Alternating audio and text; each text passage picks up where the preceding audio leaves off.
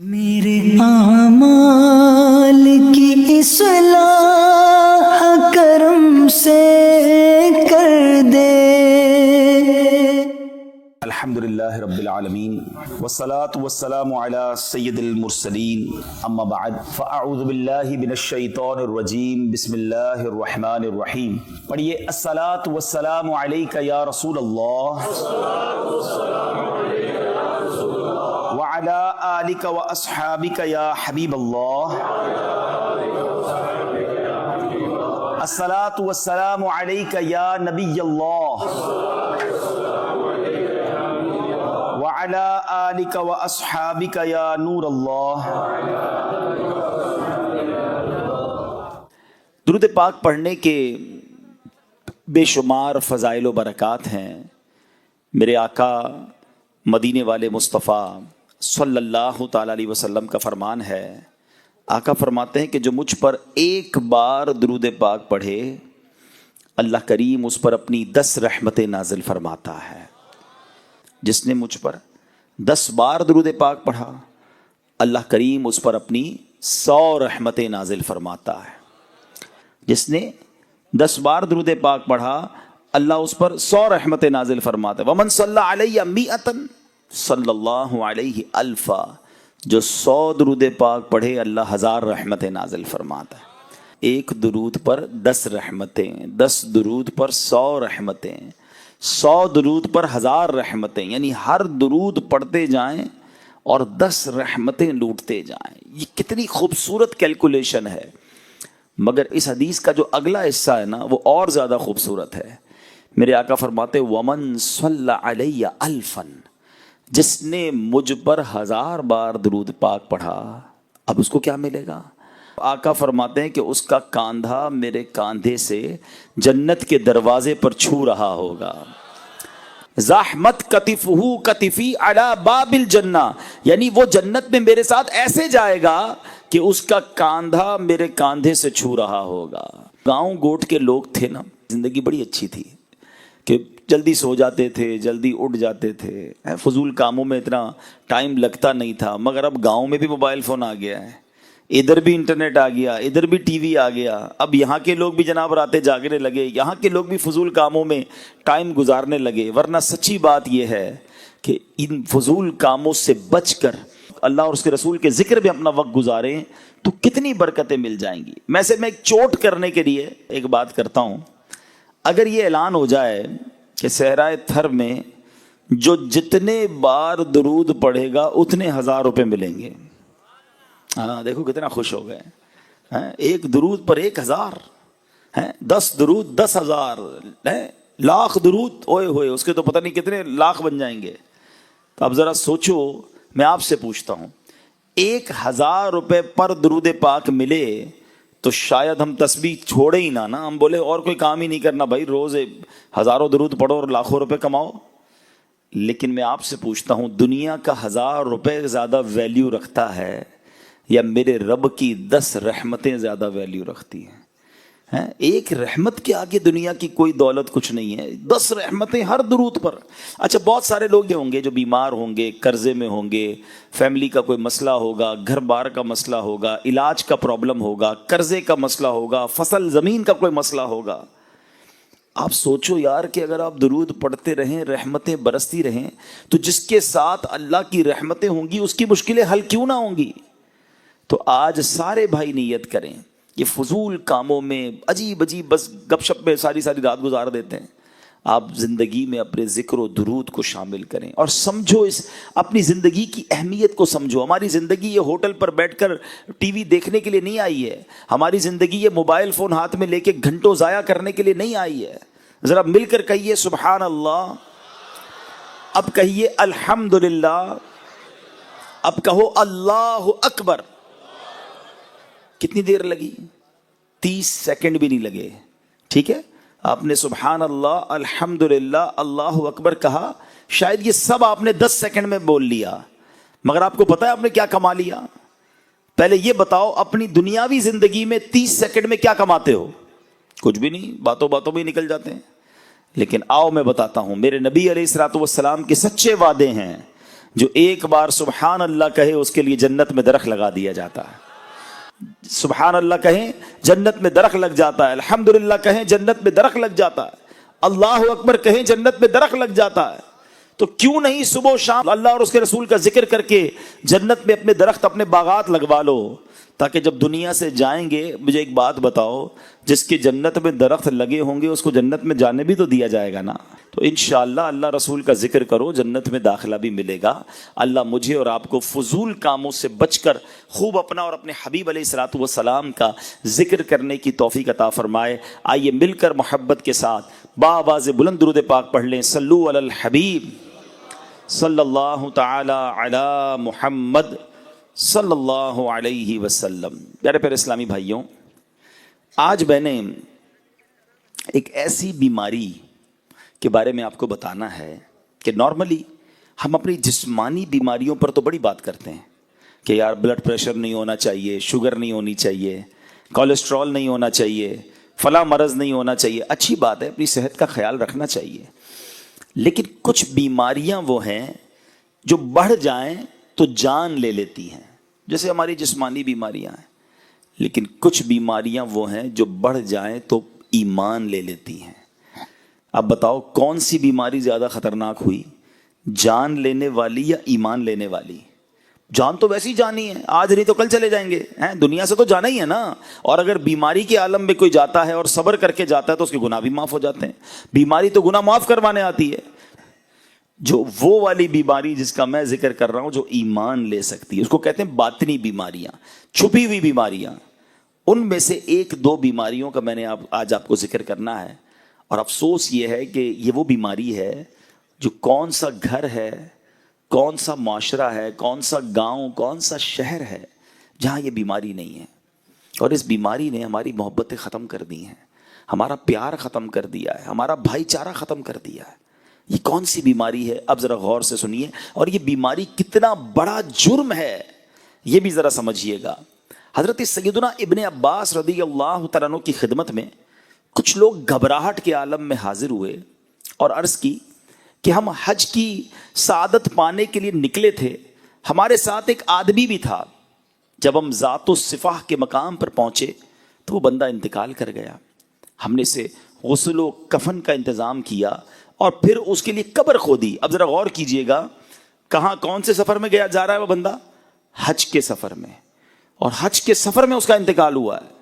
روایتوں میں آتا ہے کہ جو بندہ حج کو جائے, عمرے کو جائے اور راستے میں مر جائے تو اللہ تعالیٰ قیامت تک اسے حج کرنے کا ثواب عطا فرماتا ہے, کیونکہ وہ اس سفر میں مرا ہے نا.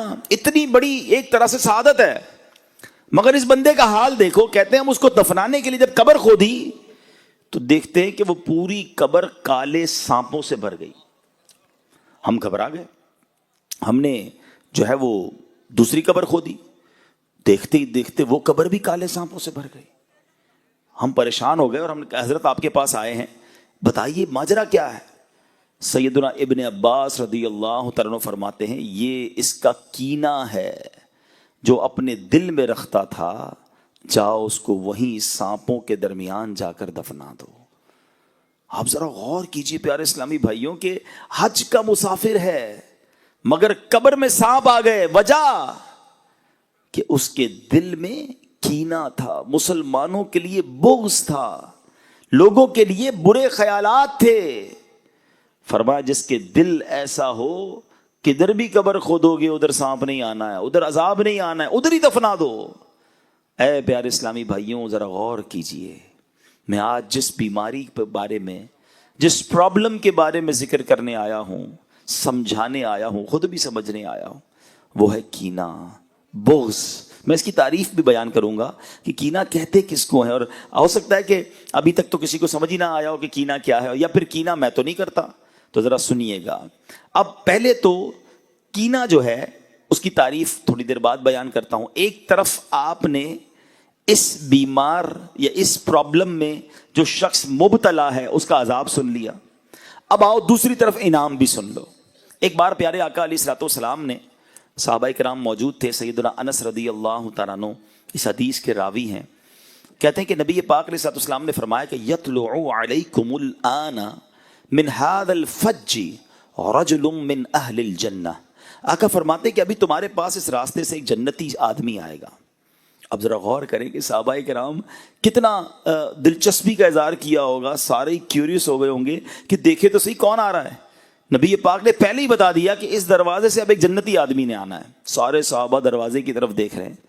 اب ایک انصاری صحابی آئے، بہت بڑا ان کا نام بھی نہیں تھا، ان کی داڑھی کے بال وضو سے تر تھے، بائیں ہاتھ میں جوتیاں اٹھا رکھی تھیں، بڑا نارمل سا بندہ تھا. دوسرے دن نبی پاک علیہ الصلوۃ والسلام نے فرمایا کہ ابھی اس دروازے سے ایک جنتی شخص آئے گا. بالکل نبی پاک نے فرمایا تھوڑی دیر بعد وہی بندہ دوبارہ آیا. تیسرے دن آقا نے فرمایا اس دروازے سے جنتی بندہ آئے گا. تیسرے دن بھی وہی شخص داخل ہوا. اب حضرت عبداللہ بن عمر رضی اللہ تعالیٰ فرماتے ہیں کہ میں اس انصاری صحابی کے پاس گیا، میں نے کہا اب معلوم تو کروں عمل کیسا ہے. آقا 3 دن سے فرما رہے جنتی بندہ آئے گا، تینوں بار یہی آیا، ایسا کیا کرتا ہے. اچھا اب کمال دیکھو، حضرت عبداللہ بن عمر انصاری نے کیا کیا. کہتے حضور مجھے آپ کا مہمان بننا ہے، کیا آپ میری مہمان نوازی کریں گے؟ انہوں نے کہا ٹھیک ہے، آ جائیں میرے گھر آ جائیں. کیوں گھر جانا تھا؟ کہ اس کا عمل معلوم کرنا تھا، اس کی نیکی معلوم کرنی تھی. اکیلے میں کرتا کیا ہے، ایسا کیا کرتا ہے کہ پیارے آقا علیہ الصلوۃ والسلام 3 دن سے فرما رہے ہیں کہ اس دروازے سے جنتی بندہ آئے گا، یہی بندہ آتا ہے. اچھا ہم کسی کے گھر کیوں جاتے ہیں کہ یار کسی کے گھر جائیں ذرا دیکھے تو صحیح کماتا کیا ہے، اندر ذرا اندر کی اطلاع ملے کہ گھر کیسا ہے، اس کا خرچہ کتنا کیا ہے. ہم کسی کے گھر نارملی کوئی بندہ کسی کا مہمان اس لیے بھی بنتا ہے کہ ذرا جاسوسی کرے. مگر صحابہ کا خیال دیکھو، ان کی صفائی دیکھو، دل کی نیتیں دیکھو. کہتے اس لیے مہمان بننا تھا کہ دیکھوں تو صحیح نیکی کیا کرتا ہے، یہ کون سی نیکی ہے جو اس بندے کو جنتی بنا بیٹھی. کہتے میں 3 دن اور 3 راتیں اس بندے کے گھر میں رہا، میں نے کوئی خاص عمل نہیں دیکھا. نارمل وہی نماز، ہم بھی نماز پڑھتے تھے، وہ بھی نماز پڑھتے، وہ بھی جناب ذکر اللہ کرتے تھے، ہم بھی کرتے. کوئی ایکسٹرا آرڈنری کام تو میں نے نہیں دیکھا. 3 دن بعد میں واپس جانے لگا. میں نے کہا میں جا رہا ہوں. تو اس نے کہا کہ آپ آئے کیوں تھے؟ کہا میں تو اس لیے آیا تھا کہ آپ کا کوئی خاص عمل ہے جو میں دیکھوں کہ پتہ چلے کہ 3 دن تک نبی پاک نے فرمایا کہ اس دروازے سے جنتی شخص آئے گا، تینوں بار آپ آئے، آپ کا کوئی ایسا ایکسٹرا کوئی خاص کوئی بڑا عمل تو مجھے نظر نہیں آیا. تو وہ صحابی پتہ کیا کہتے ہیں کہ میرا عمل تو وہی ہے جو آپ نے دیکھا، میں تو نارمل سا آدمی ہوں، مگر ایک بات ضرور ہے کہ میں اپنے دل میں کسی مسلمان کے لیے کینہ نہیں رکھتا ہوں، نہ ہی کسی مسلمان کو ملنے والی نعمت پر حسد کرتا ہوں. حضرت سیدنا عبداللہ رضی اللہ تعالیٰ نے فرمایا یہی وہ وصف ہے جس نے آپ کو اس مقام پر پہنچا دیا ہے. اب دونوں باتیں یاد رکھیے، دل گندا تھا، کینہ تھا، بغض تھا، مسلمانوں کے لیے حسد تھا، برے خیالات تھے، تو حج پر جا رہا تھا مگر قبر میں سانپ آ گئے. اور دل صاف تھا، حالانکہ بظاہر کوئی بڑا عمل نہیں تھا، مگر نبی پاک 3 دن تک جسے جنت کی بشارت عطا فرما رہے تھے یہ وہی شخص تھا. اب ذرا اپنے اپنے دل کو چیک کر لو، ہمارا دل صاف ہے یا دل بھرا ہوا ہے، کینے سے بھرا ہے، بغض سے بھرا ہے، نہ کسی کی ترقی اچھی لگتی ہے، نہ کسی کا آگے بڑھنا اچھا لگتا ہے، لوگوں کے بارے میں بڑے گندے برے خیالات دل میں ہیں، بدلہ لینے کی خواہش ہے، یہ ترقی کیوں کر رہا ہے مجھے پرابلم ہے، یہ آگے کیوں بڑھ رہا ہے مجھے مسئلہ ہے. بڑا زمیندار بن گیا، اتنا سا کاروبار تھا، اتنا بڑا کاروبار ہو گیا، ہمارے شہر میں کوئی پہچانتا نہیں تھا، پورے جناب تھر میں پورے سندھ میں لوگ پہچاننے لگ گئے اس کو، یہ تو بیرون ملک بھی چلا گیا ہے. وہ ترقی کرتا ہے تو تمہیں پرابلم کیوں ہو رہی ہے؟ اپنے دل سے پوچھو. پھر کینہ کس چیز کا نام ہے؟ اچھا پھر کینہ تو اور خطرناک ہے.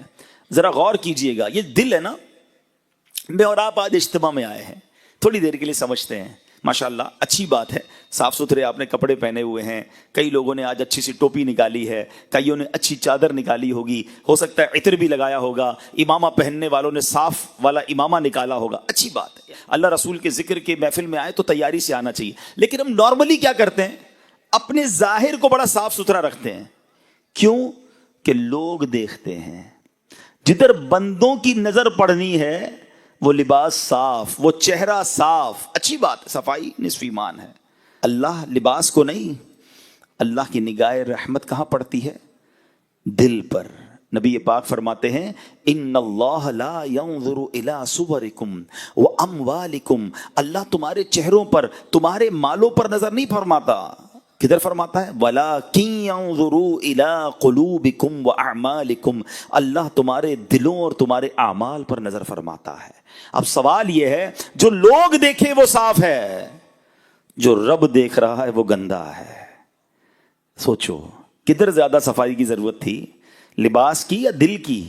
جدھر رب کی نگاہ ہے، لوگوں کی نگاہوں کو تو ابھی بھی ڈاج دے سکتے ہیں، کہ کپڑے پہ دھبا لگ گیا اوپر چادر رکھ لی، بنیان خراب ہو گیا اوپر کچھ اور پہن لیا، اندر کیا پہنا کسی کو نہیں پتا، کیونکہ لوگوں کی نگاہ صرف ظاہر پر ہے۔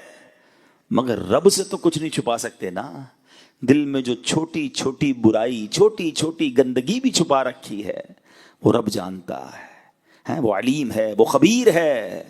مگر پرابلم یہ ہے کہ آج ہم صبح سے شام تک دل صاف، کپڑے صاف، چہرہ صاف، کسی کے باتھ روم میں جاؤ تو کتنی ساری تو کریمیں رکھی ہوتی ہیں، چہرہ صاف کرنے کی الگ ہے، تو ہاتھ صاف کرنے کی الگ ہے، تو دانت صاف کرنے کا الگ حساب ہے۔ ٹھیک ہے، میں نہیں کہتا صفائی نہیں کرنی چاہیے، مگر اتنا خیال ہے کہ یار لوگ دیکھیں تو میں ستھرا صاف نظر آؤں۔ جس خالق نے تمہیں بنایا ہے وہ بھی تو دیکھ رہا ہے تمہیں۔ دل کا کیا حال ہے، کیا چھپا رکھا ہے؟ تکبر اندر چھپا رکھا ہے، غیبت اندر رکھی ہے، حسد اندر رکھا ہے، لوگوں کے لیے برے خیالات اندر رکھے ہیں، گندے گندے پلان اندر رکھے ہیں، دشمنیاں اندر رکھی ہیں۔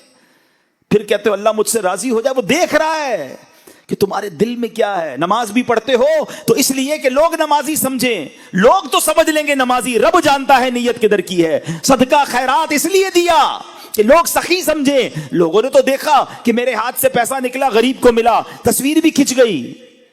اللہ جانتا ہے کہ نیت کدھر کی ہے، اللہ کی رضا تھی یا لوگوں کو دکھانا تھا؟ اس سے نہیں چھپا سکتے، اسے کوئی ڈوج نہیں دے سکتا۔ یاد رکھنا، وہاں نہیں بات بنانے کی مجال۔ اعلیٰ حضرت کہتے ہیں وہاں نہیں بات بنانے کی مجال، چارہ اقرار ہے، کیا ہونا ہے ماننا ہی پڑے گا۔ ہاں مولا کیا تھا، میں نے دکھاوا کیا تھا، میں نے تکبر کیا تھا، میں نے بغض کیا تھا، میں نے دشمنی رکھی تھی، میں نے لوگوں کے لیے سب کیا تھا۔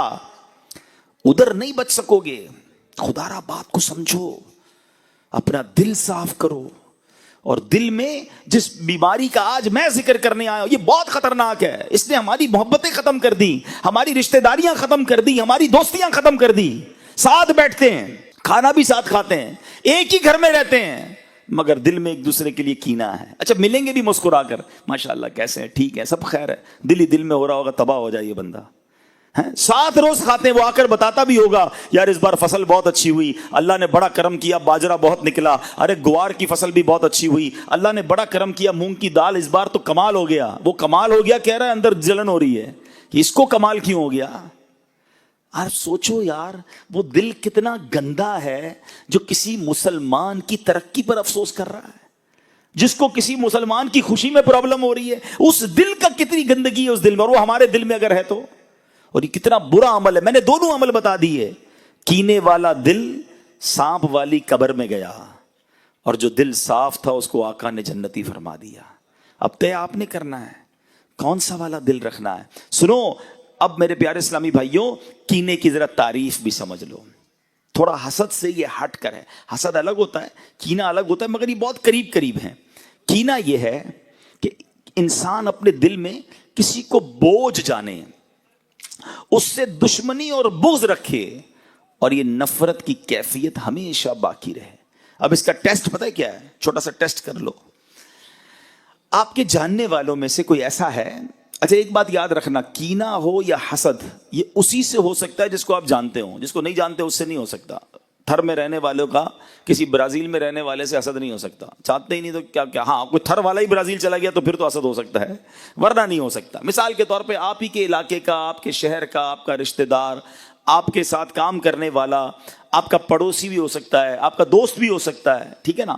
اب آپ غور کریں کہ آپ کے جاننے والوں میں سے کوئی ایسا ہے کہ جب اس کی تعریف آپ کے سامنے ہوتی ہے نا تو آپ کو تکلیف ہونا شروع ہو جاتی ہے، یار کوئی اور بات کرو نا بھائی، اس کا ذکر کیوں کر رہے ہو، کوئی اور بات کرو۔ اور جی چاہتا ہے کہ کسی طرح موقع ملے تو میں اس کو نقصان پہنچاؤں۔ معذرت کے ساتھ یہ جو انٹیریئر کے ایریاز ہیں نا، اندرون کے جو علاقے ہیں، تھر بھی ہے اس میں، سندھ بھی ہے، پنجاب بھی ہے، بلوچستان بھی ہے، خیبر پختونخوا بھی، بدقسمتی یہ ہے کہ یہاں دشمنیاں پالی جاتی ہیں، اور برسوں دشمنیاں رکھی جاتی ہیں. بچوں کو بھی بتایا جاتا ہے کہ فلاں خاندان ہمارا دشمن ہے. بتاؤ یار، کیا اسلام اس لیے آیا تھا؟ میرے آقا تو دشمنیاں مٹانے آئے تھے نا. نبی پاک نے تو فتح مکہ کے بعد خون کے پیاسوں کو بھی معاف کر دیا تھا، اور آج مسلمان کو معاف کرنے کے لیے تیار نہیں ہے. اور اگر آپ اسٹارٹ دیکھیں تو کسی چھوٹی سی بات سے یہ معاملہ شروع ہوا ہوگا اور اب تک نہ جانے کتنے لوگ قتل ہو چکے ہوں گے، لیکن احساس نہیں ہے. پھر کینہ اور کس شے کا نام ہے کہ تم دشمنی رکھتے ہو دل میں؟ پھر سوچ لو کہ یہ کہیں بیماری ہمیں قیامت کے دن مروا نہ دے، قبر میں سانپ اور بچھو نہ آ جائے. حدیث پاک کا مضمون ہے کہ کچھ بیماریاں ایمان مونڈ دیتی ہیں. ایمان مونڈنے والی بیماری کون سی ہے؟ فرمایا اس میں کینہ اور حسد بھی ہے، جو انسان کا ایمان برباد کر دیتی ہے. خدارا اس وبا کو نکالیے. نبی پاک فرماتے ہیں ان قریب میری امت میں پچھلی امتوں کی بیماریاں آ جائیں گی. صحابہ کرام نے عرض کی حضور پچھلی امت کی بیماریاں کیا ہیں؟ تو آقا نے فرمایا تکبر، اترانا، ایک دوسرے کی غیبت کرنا، دنیا میں ایک دوسرے پر سبقت کرنے کی کوشش کرنا، بغض رکھنا، بخل یعنی کنجوسی کرنا، یہاں تک کہ وہ ظلم میں تبدیل ہو جائے، پھر فتنہ و فساد بن جائے. یہ پچھلی امتوں کی بیماریاں تھیں، مگر آج ہمارے اندر بھی ہے. چھوٹی چھوٹی بات پر دشمنیاں پالی ہیں. اور یہ جو حسد ہے نا، یہ تو اتنا برا عمل ہے، اتنا برا عمل ہے. میں ذرا ایک سوال پوچھنا چاہتا ہوں، آپ کو اندازہ ہو جائے گا کہ حسد ایکچولی کتنی بری چیز ہے. مجھے بتاؤ شہرت دینے والا کون ہے؟ سب مل کر جواب دیں گے. دولت دینے والا کون ہے؟ ارے اللہ کا نام لے رہے ہو، زور سے لے لو نا. دولت دینے والا کون ہے؟ شہرت دینے والا کون ہے؟ اولاد دینے والا کون ہے؟ عزت دینے والا کون ہے؟ روزی دینے والا کون ہے؟ جب سب دینے والا اللہ ہے، اور اگر وہ کسی کو دے رہا ہے تو تمہیں پرابلم کیوں ہو رہی ہے؟ کبھی سوچا یہ حسد کتنا برا عمل ہے کہ جس کو رب دے رہا ہے تمہیں اس میں پرابلم ہے. اصل میں جو حسد کرنے والا ہے نا، وہ اللہ پر اعتراض کرتا ہے کہ اللہ اس کو کیوں دیا، مجھے کیوں نہیں دیا. یہ ڈائریکٹلی رب پر اعتراض ہے. اور دنیا میں جو سب سے پہلے گناہ ہوئے تھے نا، ان میں سے سب سے پہلے جو گناہ ہوئے وہ یہی تو تھے. حسد تھا، تکبر تھا. کیوں قابیل نے حابیل کو قتل کیا تھا؟ حسد تھا. کیوں شیطان نے حضرت آدم کو سجدہ نہیں کیا؟ حسد ہی تو تھا، تکبر ہی تو تھا. یہ سب سے پہلے اس دنیا میں ہونے والے گناہ ہیں. مگر آج مسلمانوں کے اندر بھی حسد اور کینہ آ چکا ہے. حسد ہے کیا؟ حسد کہتے ہیں کہ کسی کو نعمت ملے نا تو بندے کو یہ تکلیف ہو کہ یہ نعمت اس سے چھن کر مجھے مل جائے، اور اگر مجھے نہ ملے تو کم از کم اس کی تو برباد ہو جائے. آپ سوچیں یہ کتنا برا عمل ہے، کتنا گندا ہے وہ شخص جو یہ سوچتا ہے کہ کسی مسلمان کو بربادی ہو جائے.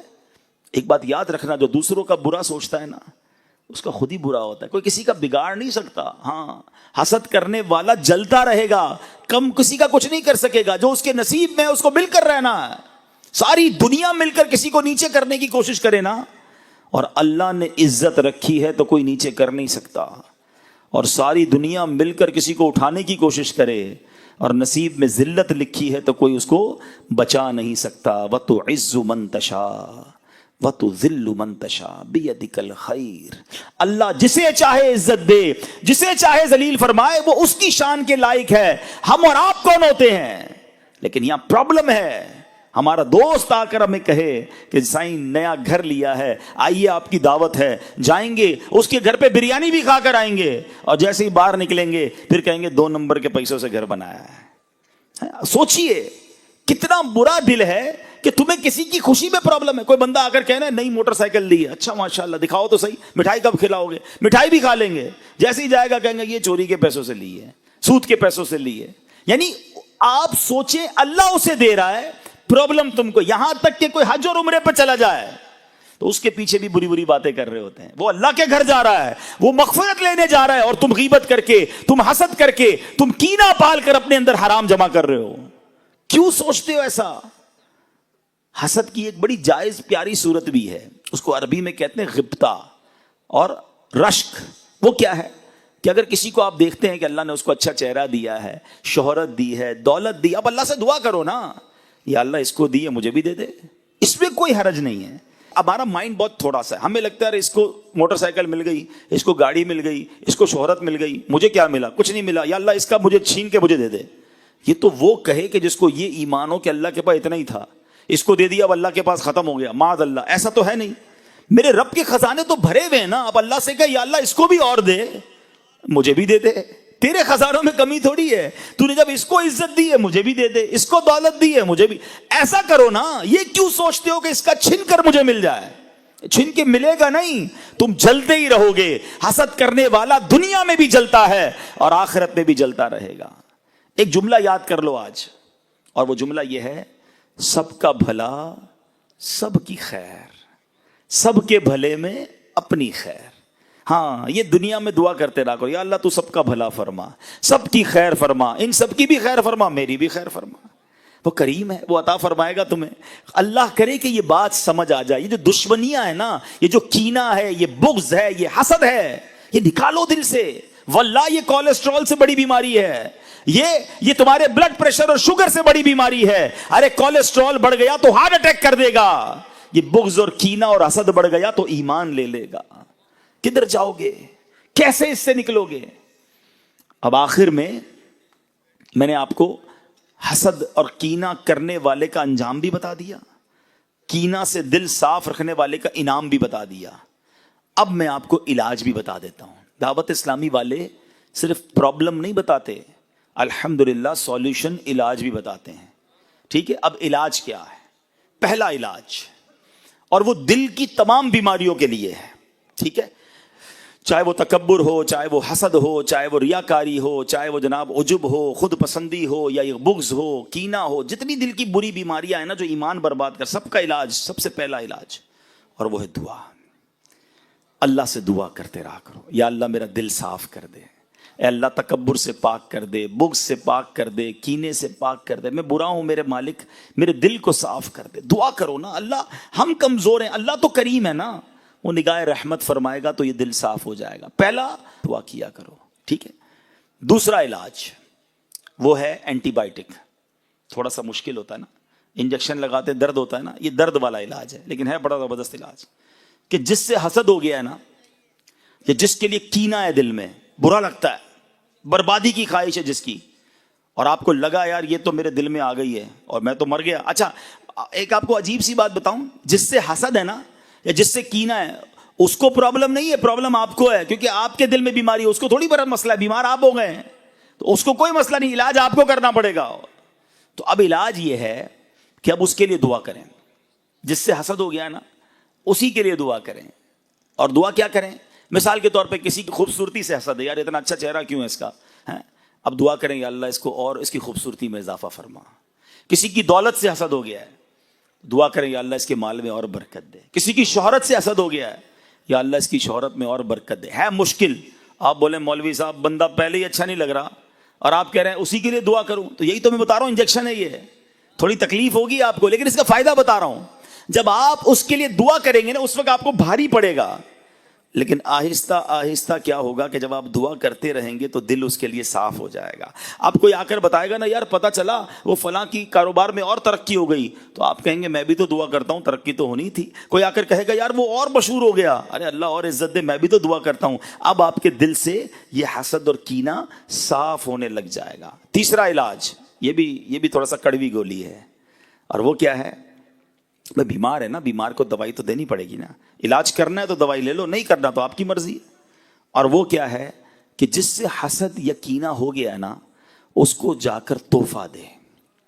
تحفہ کیا ہے؟ تحفہ حدیث میں آتا ہے تحفہ دو محبت بڑھے گی.